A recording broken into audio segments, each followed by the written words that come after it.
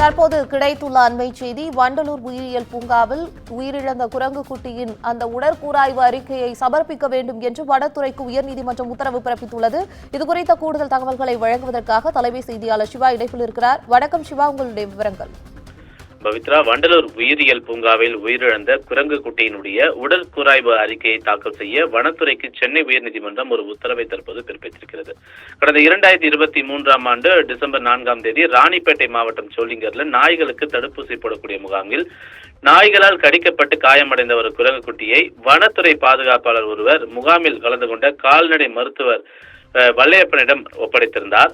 சுமார் 10 மாதங்கள் சிகிச்சை அளித்து வந்த நிலையில வனத்துறையினர் கடந்த மாதம் 26ஆம் தேதி குரங்கு குட்டியை வாங்கி சென்று வண்டலூர் உயிரியல் பூங்காவில் சேர்த்திருக்கிறார்கள்.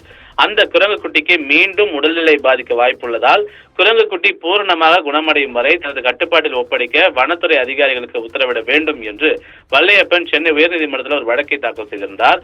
வழக்கு கடந்த 14ஆம் தேதி விசாரணைக்கு வந்தபோது குரங்கு குட்டிக்கு அறிஞர் அண்ணா உயிரியல் பூங்காவில் உரிய சிகிச்சையும் சிறந்த உணவும் அளிக்கப்பட்டு வருவதாக கூடுதல் முதன்மை தலைமை வன பாதுகாப்பாளர் தரப்பில் அறிக்கையாக தாக்கல் செய்யப்பட்டது.